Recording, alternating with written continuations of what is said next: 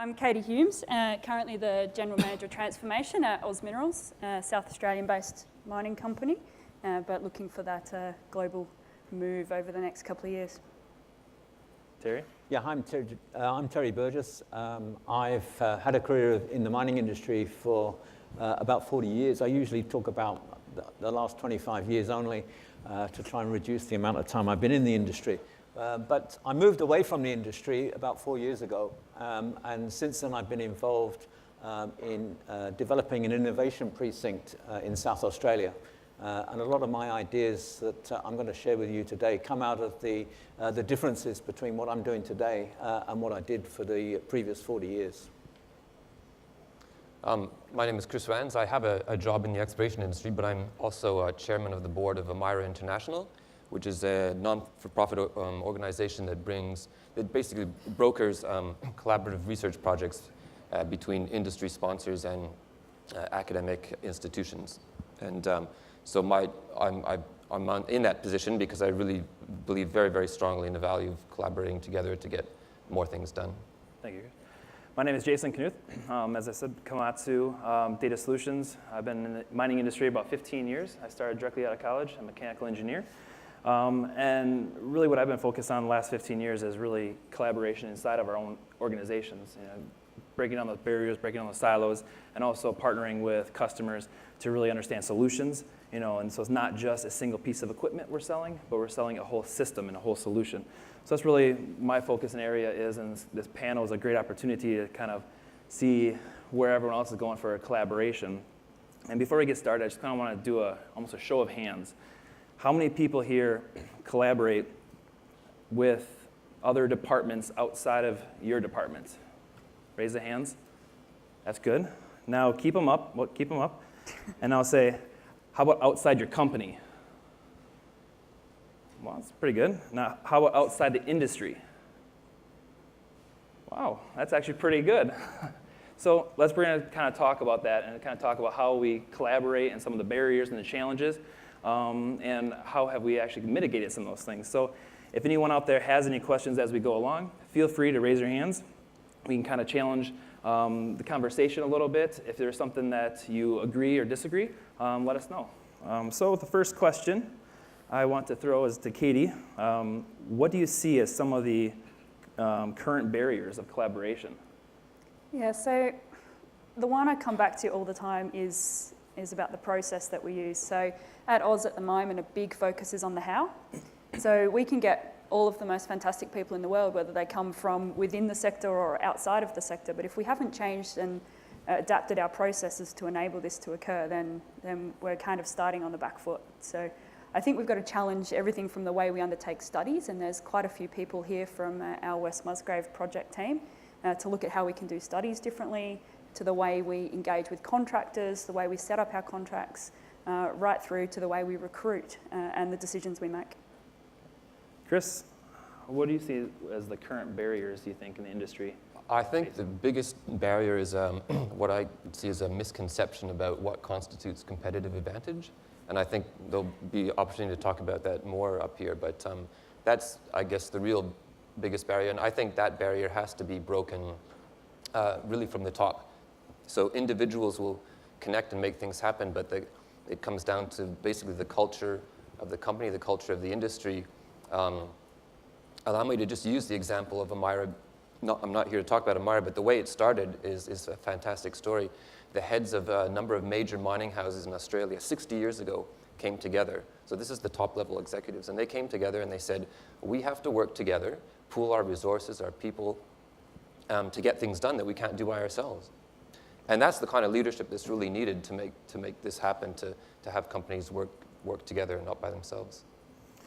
Terry, what do you think is as an industry, how can we better manage these barriers? You know, how can we break down these silos? Yeah, I think one of the challenges that we have is really the relationship that the mining industry has within itself, with suppliers, with governments, and with other bodies. And I think if I, again, draw on some of the things I've learned from my experience at the Tonsley Innovation Precinct, where we've got companies in clean tech and renewable energy, health, medical devices, and assistive technologies. The relationships I see there are much closer and much more collaborative than I see in the mining industry. And I think Anthony Kirk just said in one of the answers he gave to a question that the mining industry doesn't tend to cooperate within its own industry. I know a number of people put their hands up just now and kept them up for a long time, but what I see tends to happen is that the relationship, for example, with suppliers, often it's very much a transactional relationship where there's a contract and people deliver to the contract.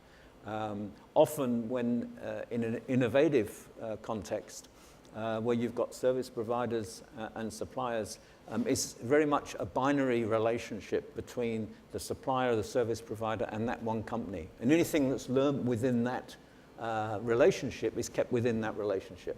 And it doesn't extend beyond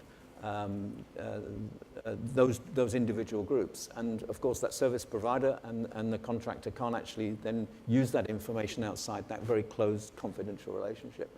If I look at the industries that I'm dealing with outside of the mining sector, I'm seeing that there's a lot more collaboration, a lot more sharing. There's not as much care now as on IP. It doesn't really matter who owns the IP now, because in 2 years' time, that IP is going to be out of date. And that's the sort of change that I'm seeing outside of the mining sector. I don't think we're still back in the days of Agricola and all of that, although the picture of the Russian underground mine looks very familiar on occasions. But I think that we're nowhere near acting in the same way as other industries are doing. Yeah. And it's almost the not invented here complex, as if it's... Well, we don't want to invent it here because we want to be a very quick second adapter. We want to copy someone else's idea, when the last thing we want to do is take that risk of inventing something here. That certainly was my experience in the past. Maybe it's changing, which is good. And I think there are examples, and we've heard today from Resolute what they're doing, and I'm sure that Katie's going to talk about what Oz Minerals is doing. But overall, we tend to continue to do what we did well before. Yeah. I'd just like to expand on that, Terry, because I think it's a really interesting point about not wanting to be first. And it is something that we see a lot across the sector. And I think it's something we should ask ourselves more deeply about whether we actually do want to be first, and if we do, in what. And I think coming back to process, it's about a maturity in risk versus reward. And if we do actually want to be first, then understand how we might be able to do that. And maybe we can be first together rather than being first alone. And I'm not sure where that could take us, but I'm certainly interested in having that dialogue. Yeah, I think that is a really good point. What do you want to be first in, and how do you grow? So like from your different partners, each one's going to have an idea for what they want to be first in. Chris, how do you think we can create a better engagement with industry startups and suppliers? Okay, well, this conference is, I guess, a great example of how that can be done. The engagement actually comes down to individuals, right? So we had the previous panelists speaking all about people. And it'll be encouraged or discouraged by company culture or what's happening in the industry, but it comes down to individuals. So the first step is to connect individuals. And that can be, for example, with these programs like Unearthed or the Met suppliers out there. After that, so the individuals have this connection, but they have to, so they come into a company, they actually have to engage with more than one person. It's actually very dangerous just to keep that connection with a single individual, because individuals move around a lot. So connection into the wider company. But at this point already, the startup, they may have come from well outside the mining industry. They have to understand already how to speak to the mining company. They have to be speaking that language that will capture the potential client. And in that space, there's there's an opportunity for, could be industry groups, it could be, a university offered short course, or in preparing these startups to be able to speak to the mining companies. That's probably a job that can be taken up by industry bodies. You brought up a point about people moving around. So a part of the collaboration is that they want the IP for themselves, as you said earlier. But because people are moving around so much, do you really think that is such a worry about the IP? Because mining industry is a really small place. Everyone here knows usually everyone, and they've moved around in different roles. So what is the fear, do you think, that... Well, you're absolutely right. In a practical sense, there's not much protection of IP, and it's almost a knee-jerk historical reaction to secrecy. We'll all have spoken to some people whose immediate reaction is, oh, no, we can't share that. Is there a really valid reason behind that? If you really probe, maybe it's just a sort of automatic habit. And those automatic habits will be broken down by sort of leadership from the top. Yeah, I think as Katie said just now, it's a question of sort of interacting with other groups. And I can recall a number of discussions that I've been having, and some of the ideas that have been put forward are things like the use of 5G in an industrial scale, or hydrogen as an energy store, or use for mobility. And sometimes when you discuss this and you have one of the larger mining companies present, the idea of inviting a broader audience and other larger mining companies is suddenly seen as a problem. Yeah. And I think that unless you get a large group of people together, and it's not just let's get a group of mining companies, or let's get a group of suppliers and startups. What you really need to do is get a bigger group where you get these interaction and changes of ideas that are shared, and then you start to come up with new ideas. But if you keep everybody in silos, whatever that silo may be, whether it's a silo in a company or a silo in a sector or a group, then you're not going to get that collaboration. You're not going to get those new ideas, and I think that you're not going to get the opportunities that are out there that, again, I have to say, I am seeing in different sectors. Katie, what is the growth pathways and roadmaps for these new relationships? So as Terry was talking about these new relationships between suppliers and startups, how do we go beyond? You're working on at Oz Minerals about the next 10 years, the next 10-year roadmap. So how do you think and foresee these relationships growing those? Yeah, look, I think we're at the early stage of understanding that. Massive shout out to David, I'm not sure where he's sitting down the front here, Camalingo from Unearthed, for giving up his seat on the panel for me to come up today. But many may have seen our Explorers Challenge that's out at the moment on the Unearthed platform. They're hosting that for us. That's a start. It's about opening up the exploration data that we've got and committing to actually drilling and hopefully, fingers crossed, discovering something really, really exciting.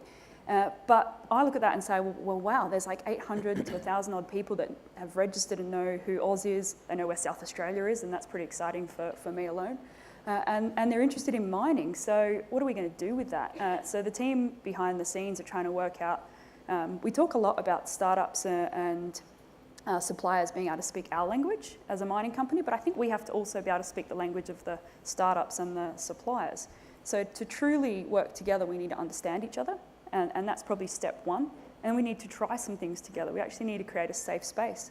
I think we talk about partnerships in this industry like we're all doing them, but I don't see many of us truly married. And I do think a partnership, I forget the legalities of what a marriage may or may not be. I know you can get divorced as well, but a marriage is a true partnership, which means you've both got skin in the game, and we can't expect our suppliers and startups to put the same amount of skin as maybe we do. So I think we need to try a few things together, and we have to understand that sometimes things are not going to work. So if this roadmap is planned out, then we're probably maybe trying to solve a problem we already know. So rather than think we know, let's try and work it out together and step it through. So I think we've got a way to go yet before we understand how to actually get there. So more about sharing the responsibilities of a partnership going forward, instead of actually trying to keep the skin in the game, making sure both suppliers, startups, and organizations all have united goals. Yep. For, they also have to be, I think, safeguarded a little bit for failure. I think agree.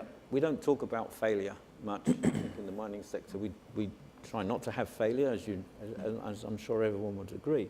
But that doesn't seem to be a challenge for a lot of the startups. They want to have a fast failure, fail fast and move on to the next thing. And I think that when you're engaging startups and small companies, you've got to give them some sort of safety net to make sure that they can actually continue to contribute to that association, even if things aren't going in the right direction. Because ultimately, if you've engaged with them in the first place, their ideas must have been good ones, they just need to be cultivated.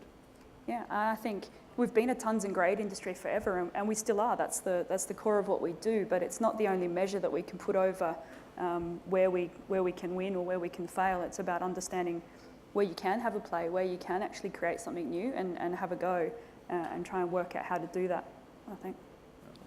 The shared risk and reward is the obvious way to go forward. Like we've been saying, we're afraid to invent something new. Well, like you said, we don't have to. Maybe 10 or 50, maybe a whole industry can invent something, or 10 people can invent something new. And if it fails, 10 people have each shared in a small loss of investment. So the natural way to do that is just collaborative. But I think a part of the failure part is I think it is good to fail because you learn from your failures, but it's really how you pick yourself up from those failures, but you want to do it quick. You don't want to go 2 years, 3 years down the road and then fail, because those lost investments you're talking of are going to be huge. You want to be measuring your business value in weeks, maybe months, and try those iterative process to really make sure you're on the track and actually showing progress along the way. Yeah. So to maintain that investment. Yeah. And you don't want to have to make an ASX announcement about your failure either. Yes. That's probably rule number one. That's certainly something you're not allowed to do. It'd be interesting to hear from some of the people who kept their hands up and said that they were collaborating within their businesses, within their units, within the industry, but more importantly, I thought from outside of the mining sector, because I see that as an area where there's a lot of potential growth. When you look at things like automation, software simulation, in the end, it doesn't really matter which business you're in. And one example could be in South Australia, where the submarine program is progressing. They're talking about the digital twin for a shipyard.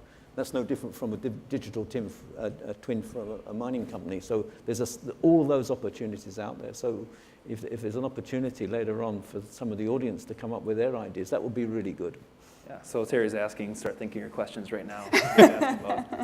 So we don't want questions, we just want them to give examples. Oh, give examples. I see someone has their hand up. Already. Microphone. I'm interested because you didn't or haven't addressed the government, Mines Department or Yes. regulation within your collaboration process. And if I recall, it was about 7 years ago, I was in South Australia, and there were 31 mining projects on the board. I'd be very interested as to how many of them actually went into production. And, obviously there was strong collaboration because it was put over as being something that would really drive South Australia at the time. So collaboration has a circular effect. And you don't seem to have any addressing of government and its role in the collaboration scenario. Katie actually has some experience with doing some of the collaboration, especially with the new mine exploration. So, Katie. Yeah, look, at Oz, the centrepiece of our strategy is value creation, and we don't talk about it often enough, but value creation for us is in 5 pillars of stakeholders, so employees, communities, suppliers, shareholders, and governments. And to think about how do you create value for both us and a government is a hard position to sometimes put yourself in, but it's actually, it is there and it can be done. And if you look at some really successful mining jurisdictions globally, and I certainly call out Scandinavia in that, there is a connection between government, the met sector suppliers, the companies, the researchers, all working together. And that's been there for generations, and it's the policy and the positions the governments have put in underneath that have enabled that sector to grow. And I think South Australia is, I certainly don't represent the government, and I can't share too many details about where they're at, but I know they're certainly there to try and support us, and that's obviously something that through the Tonsley precinct in South Australia is an opportunity for us to get involved. South Australian Core Library. I think the challenge you always have is trying to separate investment in research, investment in development of new technologies, commercialisation of technologies, to the economic startup of a mine. And I think there are two things that occur there, and it is hard to bridge that gap, and it's probably a conversation that's worth having around how do we actually accelerate mine development and mine construction, and maybe de-risk the capital intensity of mines to go from that discovery through research to build. I think it's a complex relationship I think mining companies have with government as well, because there's a regulatory role which the government has to apply, but there's also, governments have a business development role to attract business, to attract growth, and jobs and growth, we all know, is a mantra from all governments, and we hear that. I think that where governments can assist is they can facilitate business to do things. It may be that there's grants for certain things. It may be, in the case of mining companies, there could be some relief in royalties and things like that. But in the end, a mining company's decision is really based on whether or not the project is going to go ahead for economic reasons. And if that's not there, it doesn't really matter what the companies, what the government can do to assist. Yeah, I thought this morning's presentation, with in Africa about the underground mine, is very interesting, because that was always the challenge with autonomous, is the illusion or the perception of actually losing jobs, and it was just changing where the jobs are going.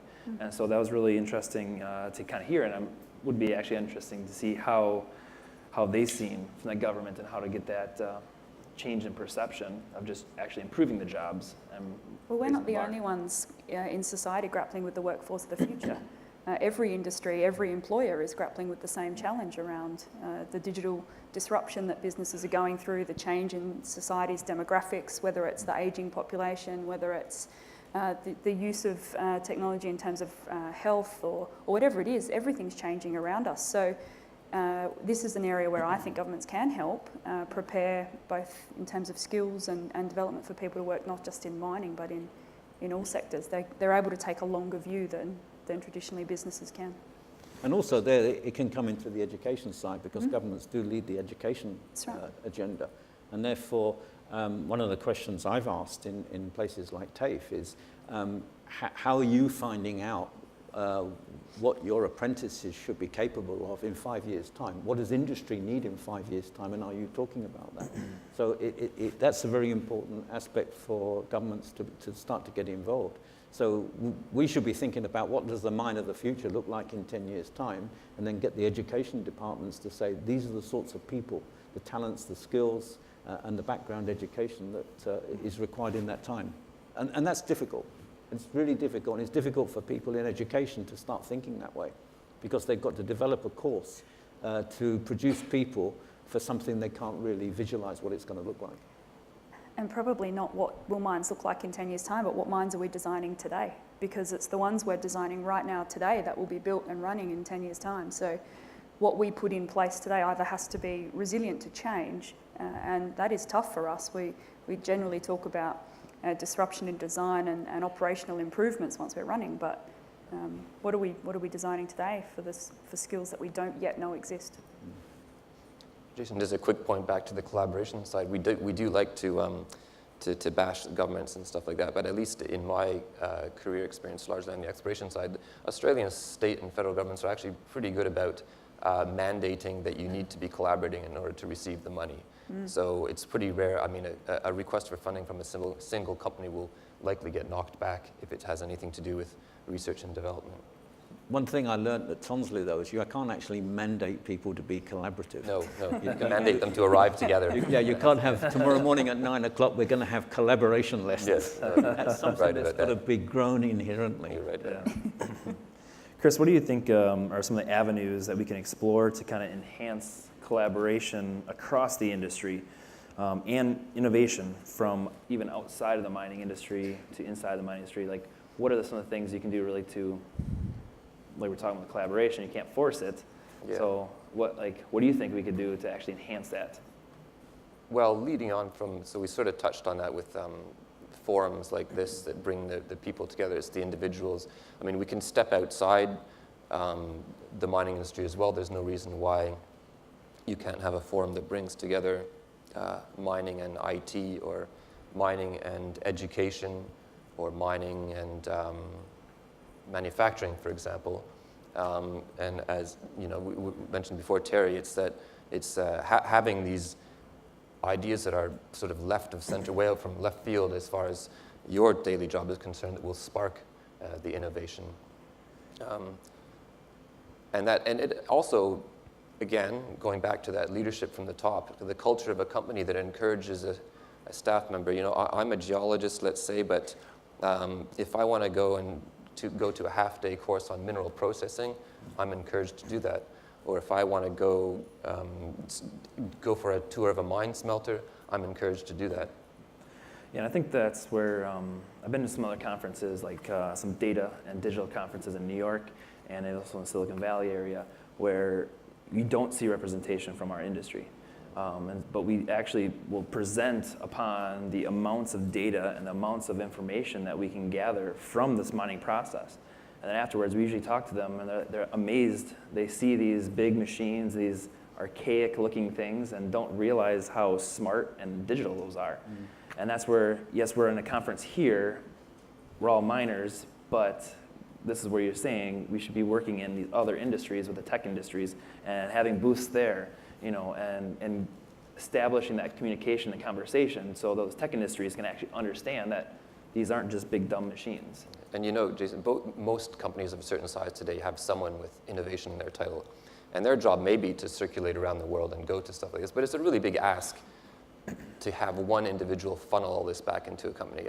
And that individual certain things may spark, but there are probably 30 or 40 other individuals in the company that will spark other ideas. And so basically the wider the connections, the better. And that's kind of like with the change management. So Katie, what do you think about the change management? To be able to, instead of having one or two people, like how do we get the industry to change the perception that it shouldn't be one or two people, it should be a herd or a flock of people to... I'll give you my new word, which is a swarm. A swarm. People that are in Oz are sick of hearing me talk about it, I think, at the moment. But I say it's about surrounding yourself with collective intelligence from all sorts of different areas and different sectors and different demographics, and making sure you can use that knowledge to help make decisions. But in terms of all of the employees in the whole business need to be seen as innovators and change makers, not just a person that's in a change team. I lead the transformation team, but if we're seen as the innovation arm of Oz Minerals, then we may as well pack up and go home, because we're only as strong as the entire business is. So it's about getting everybody to have space in their job and use their own networks and be able to actually drive change, which means we need to give them the skills to drive that change right through to implementation. Yeah. So we also talked about that competitive advantage earlier. So Terry, what do you think the core barrier is when it comes to the perception of that competitive advantage, and how will that change, and how will this affect our relationships between suppliers, governments, and other people inside or outside of our industry? I think it comes back to that sort of, if you've got a competitive advantage, you spend a lot of effort trying to protect that. When that may not be the best outcome. That competitive advantage may not be there forever anyway. I think the only competitive advantage that a mining company would have is actually its exploration licenses and its mining licenses, because they're the things which are unique. And therefore, if you take exploration and sharing of ideas, if you share ideas and exploration, you're not really giving anything away that's going to affect your own exploration license. If you're developing things in the mining world, you could cooperate and collaborate with others, and that still doesn't actually detract from your advantage in whatever you do. Your advantage is much bigger than just the knowledge and the experience you've got.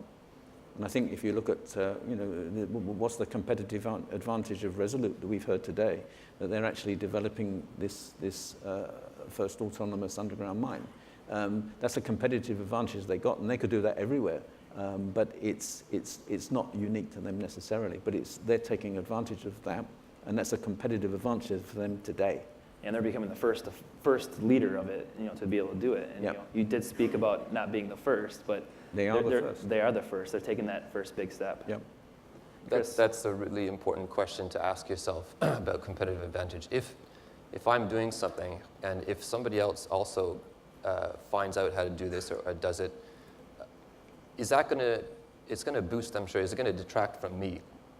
And so I'm sure John, he's gone, I would say that if another mine in Mali went autonomous or somewhere in West Africa, it's not going to actually detract from their own performance, right? Roadmap. So that's the question to ask about competitive advantage. Is it actually going to, if someone else knows, is it going to have a bad, a negative effect on me?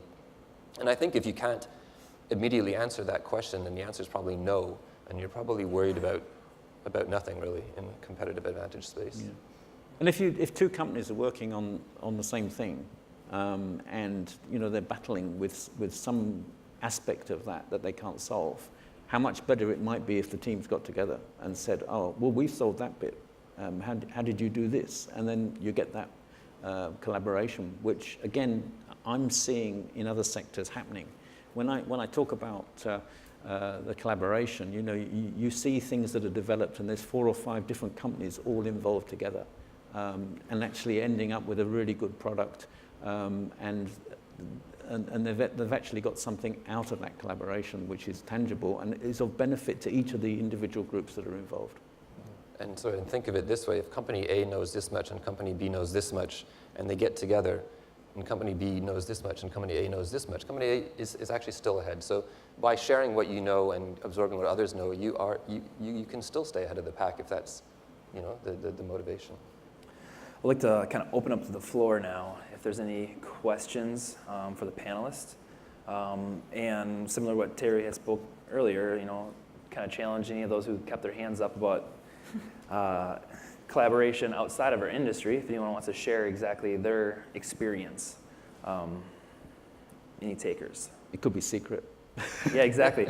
So we all talk about collaboration, but now no one wants to raise their hands. We actually put them to the spot. Anyone? Thank you very much. And the microphone coming up.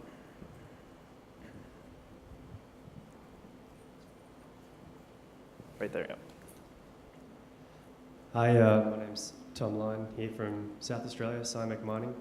I'm a geologist, and my wife is a high school science teacher.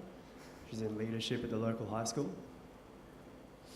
Over the last couple of years, we've started doing presentations on geology at the local high school, and this ties into some of the conversations we've been having earlier about getting young people involved at an early age and inspiring them when they're younger so they can have a vision of what the mining industry really is about and what it can do for us. And we've been targeting Year 8, Year 9 students and doing geological presentations for them. And it's been actually quite amazing in seeing how inspired they become and being in a town that really has been, its entire growth has been fueled by mining. It's amazing how little people know about even the basic geology of the area and what has put the money in the pockets of their families that has led to everybody's success and their wealth generation. And so that collaboration with the high school in giving those presentations has been fantastic, and I think we need to do more of it. There isn't enough of it going on, and people working in companies in these positions need to go out and one a year. If everybody did one per year at the high school, it'd make a huge difference. So. Yeah, and I think that kind of goes with the 10-year plan. Like those people in high school are the next 10 years when that mine is ready to go up and running. Those are the next of the future. I know every year I go to my kindergarten class, my sons, and talk about rocks, but that's really fun. Absolutely, and I think the challenges in regional communities, and I'm assuming we're talking about Whyalla here, and is really different to the challenges of the cities. And every regional mine I know wants to employ locally. So how do we create the skills and opportunities for locals to still be employed and a part of the mines that we're going to build going forwards? Yeah, yesterday at Tonsley we had a Science Alive Day in which it really aimed at introducing younger people to STEM and STEM subjects, and we also coupled that with an open day at Tonsley. So all the businesses that were there actually threw open their doors And it was just amazing to see how many young children there were there, really, really excited about things that were like robotics and engineering and solar energy. Sadly, though, there were no mining companies present at this, but that's something that we could put on for next year maybe, and have some of the mining companies and the geologists that are around to be there. But the interest that can be generated for young children to start to think about STEM subjects is quite easy to do. They're fascinated by things that turn around and blocks that can couple together, and it's really amazing to see them all with their VR goggles on. And that's all really going to assist towards the future of mining. Thank you. One last, a couple more questions. We'll do one right there. Hi, my name is Richard McCowan. I'm the Program Director for Mine to Metal for AMIRA, so my job is collaboration. I do a lot of that. But I don't want to talk about that. I want to talk about what I did before. I used to work for BASF. You may not know, being mostly mining, but BASF is the world's largest chemical company, and the mining chemicals division in BASF was about 1% of revenue of BASF, so just putting it in perspective. But within BASF, we had a separate part of the company that was about developing new business and whose job was to look at innovation outside of what BASF did. So it was not trying to do new business that BASF already did, it was trying to expand the envelope. And it's that, if you like, that leadership, taking a structured and intentional view of saying, we will go out, we will look for opportunities that allows you to get collaboration happening. And in doing that, I mean, when I was there, we ran projects looking at new opportunities in the mining industry, and we started talking to people in biotech and medical science and a whole range of different things for looking for new opportunities for BASF in the mining and oilfield industry, but outside what was traditionally done. But it took leadership and an intent. It wasn't just happened by accident. It had to be planned. A commitment. Thank you. Question over there.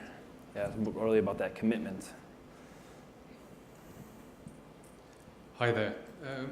So I work for a technology venture capital fund. We're specialists in transformational industrial innovation. And I heard an observation, and then I was wondering on your comments. Unlike most similar industries, mining has never had a history with corporate venture capital, and that's kind of outward-facing program. What are your thoughts on what the industry now needs to do to nurture its entrepreneurial ecosystem and support, the potential there, given that there hasn't been a long, deep history of, lots of successful startups? I think there's a couple of elements that come to mind straight away for me with that. We're seeing in Chile some emergence of venture capital programs that are occurring in the mining sector, and I'm certainly watch that very closely to see what works and what doesn't work and what we can learn. But I also think, to couple it with the other gentleman's point, sorry, I didn't quite catch your name, but we have to think a little bit differently about different business models and different opportunities to try and open up how we might actually access new funds and new ways of developing, whether it's technologies or projects. And I'm not sure if we've challenged ourselves enough yet to open out to that. Take one last question, and then we'll do a quick wrap up. Good morning, Lee Staines, fairly recent recruit to Rio Tinto, but from the oil and gas industry. And I noticed you hadn't really had any examples of collaboration between companies. One of the observations I'd make is it's probably easier to collaborate with other industries. So, recent example for us, we ran a workshop in-house, tried something different. Rather than having consultants talk about technology, we brought technology companies in to talk about it. And another shout out to Unearth, because David and Justin helped me with bringing in some of the startups we work with. But in addition to that, we actually had Origin Energy come in and speak.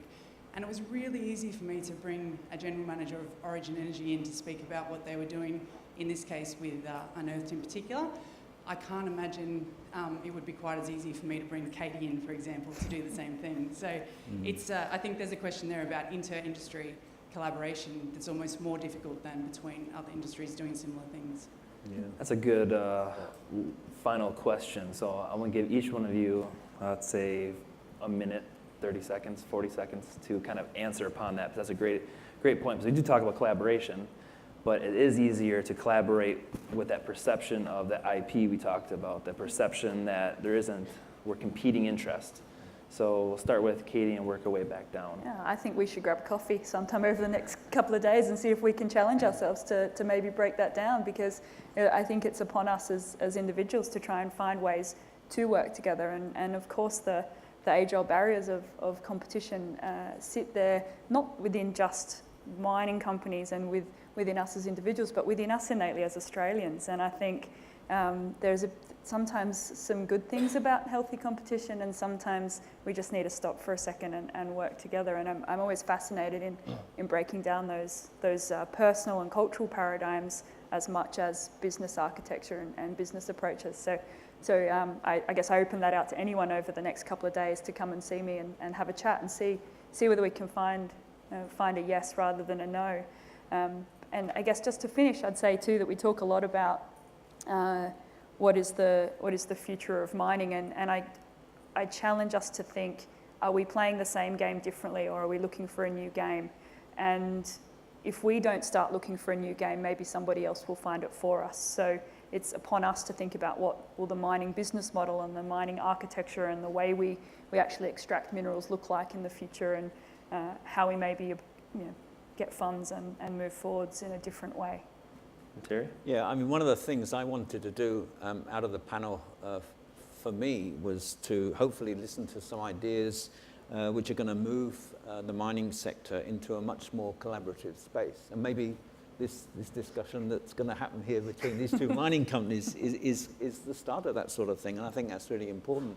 But if there weren't going to be those examples of initiatives that were going to happen, I think it would be for us as a group to go away convinced that we really do need to start thinking differently about collaboration in general and how we work and what the future mine's going to look like, and make sure that we take control of the direction for the future mine rather than have it thrust upon us. Chris, last few seconds. Yeah, the person from Rio Tinto, very right. It's much easier to collaborate outside. It's less dangerous, let's say. It takes a lot more courage to collaborate within the industry. And a lot of big companies are talking about collaboration today, but there's this model where they'll go out and get a whole lot of suppliers, universities, have them all work together and collaborate, innovate, come up with bright ideas, and everything funnels back into that one company. And it's not going to the company over my left and right shoulders. That takes more courage to do that, and that's where you need this leadership from the top. That's where, and a forum like this is very good. There are people here who actually run companies and can say, you know what, I'm going to do this. I'm going to get rid of that fallacy of competitive advantages in so many facets of mining. I'm going to stop. I'm not going to have this knee-jerk reaction of we have to keep things secret so we can get ahead of the pack at the expense of the pack. And I don't mind saying, at the risk of making people uncomfortable, but there are big companies out there like Anglo and BHP and Rio who are doing things like this, who are trying to innovate, but for themselves. And it's going to take a lot of courage and some good leadership from the top to change that and make the industry work together. Let's get ahead by relying on each other a lot more than just by relying on external providers. All right, I would like to thank my panelists here, Katie, Terry, and Chris, for your time. And I hope you all got some kind of aspirations from this. Cool, but thank you. Thank you.